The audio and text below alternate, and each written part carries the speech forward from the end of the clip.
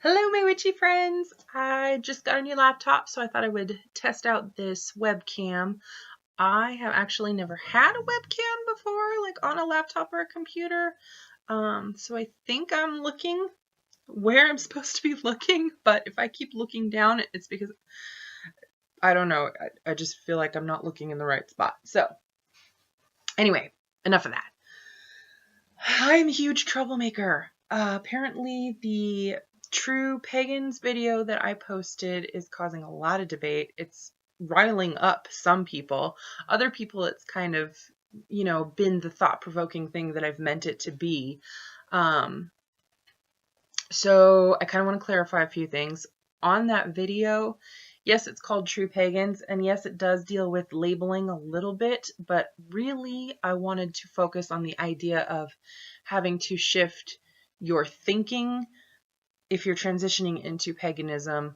Not so much being caught up on the labels, but just like thought processes, because that is kind of what I'm interested in. Like, I really love hearing about people who've converted from Christianity to paganism or, any other religion, because it's interesting to me to see how their backgrounds kind of merge into their new path and what they keep and what they don't keep. And when you come from a different religion as opposed to coming from no religion, you just have a different perspective on things that someone like me, who has never been a part of a structured religion, it's interesting for me to hear, and I can appreciate the different approaches to things, and it just makes my wheels turn a little. It gives me different ideas and things to chew on, which I love. Spirituality is just interesting to me, even if I don't agree with it. I love hearing about it. I love learning about it. I love seeing what other people think and feel. And, it interests me a lot. It really piques that curiosity in me. And, it's fun. It's fun to hear about and to talk about, as long as it's done, in a setting where we can all respect each other and be adults and things like that. Unfortunately, several people who watched the video took it to be more about labeling, and that was not the original intent. I do think that we're all hung up on labels. I do think that that does become a problem in some aspects, but that wasn't the intent of the original video. For me, it was more about the thought process. So I apologize if that was kind of confusing. But now I want to add on to that video and kind of get into the labeling a little bit. No, and not necessarily in a bad way. Annika Garratt posted a blog post on the YouTube Pagans group on Facebook, and it was a blog, what was it called? Let me see. I've got my phone right here. Let me see if I can bring it up. Something about Star Foster giving up the title Pagans, or this is terrible. Star Foster surrenders the pagan label to the naturalists.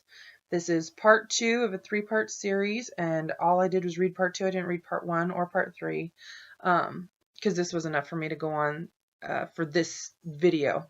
Sparked a little idea in my head.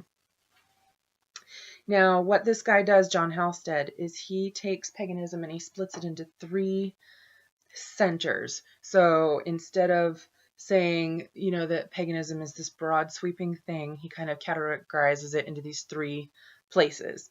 One is earth-centered, meaning your practice, your whole spirituality revolves more around the earth, nature, your environment around you, kind of like the folk magic and stuff like that is more localized. And I hope I'm remembering this correctly. The second center was self-centered, which is not so much of the ego, but meaning more like the psychology of it all, and self-improvement and self-growth through spirituality. And then the third category was deity-centered. So more of like the polytheistic worshiping of multiple deities and things like that. So you have these 3 different categories, and of course some people would overlap and find themselves fitting in kind of more than one category. And this guy John talks about how he finds himself as being in the, I believe he said, the deity-centered and the self-centered categories. I think those are the two. I don't know. I will link the article so you can read it.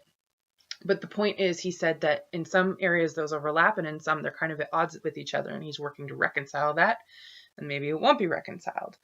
But he thinks that, most people would be able to find themselves in these three categories, which is interesting, because we are kind of hung up on labels, and we do tend to put labels on things and categorize them because it's an effective way of communicating things. Unfortunately, we can take things the wrong way, or be forced into a box when we use these labels and categories and don't really understand what somebody is trying to tell us. In fact, this guy talks about, and this is what sparked this video, this guy talks about how he was trying to defend the personification of deities to some earth-based pagans, earth-centered pagans, who, didn't really believe in the personification of deity. And so he's coming from a deity-centric based religion and trying to defend this concept to earth-based practitioners who, if you are not deity-centered, then you probably don't care. And it kind of got me thinking to how this works in categories in all forms, of our everyday mundane lives. So I'm self-employed. I do a lot of research and take classes on business and networking and selling to people and how to sell myself and how to sell my business. And there's a lot of systems out there for categorizing people in business. The most recent one that I've learned is the TOPS strategy, where you take potential customers or, networking peers or whatever, and you categorize them into 4 categories: thinker, organizer, promoter, or strategist. And based on that category, you know what that person is looking for, and that is how you can communicate to them to sell to them. So like a thinker, they want written material. They want to be able to review it. They want you to, show them facts and figures. And they want to take that with them and be able to think about it and process it later and then get back to you. A promoter doesn't care about that. Excuse me. A promoter doesn't care about that. He only cares about the flash. What is the benefit for me? I don't care how you do it. I want to know what I'm going to get out of it.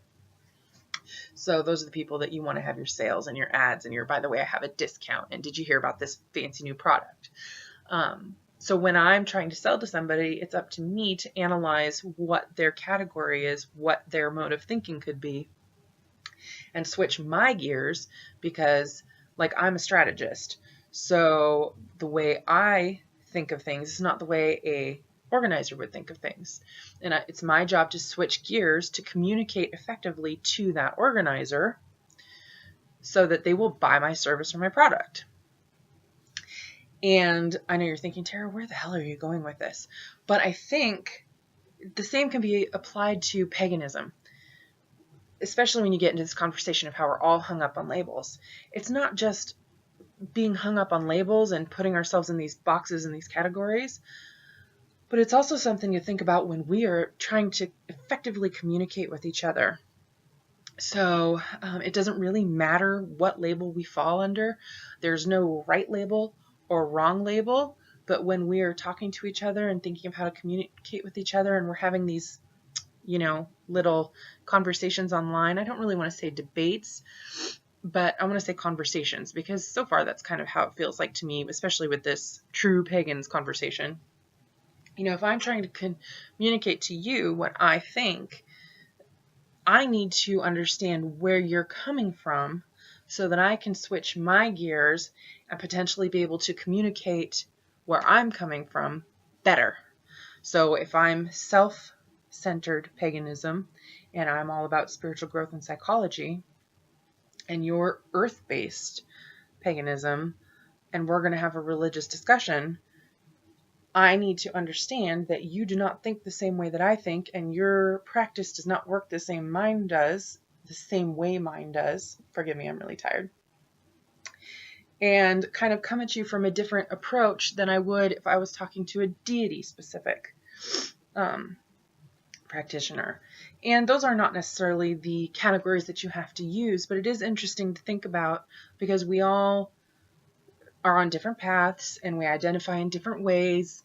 And so if we're going to have a conversation about it effectively, then we kind of need to keep that in mind, I think, when we're talking to people, especially if they're people that we have made relationships with online and we kind of gotten to know.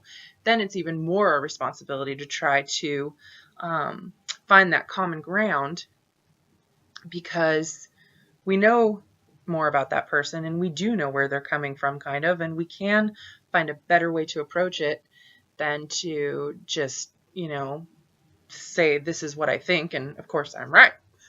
Because I'm always right, right? It's such a tough job being always right.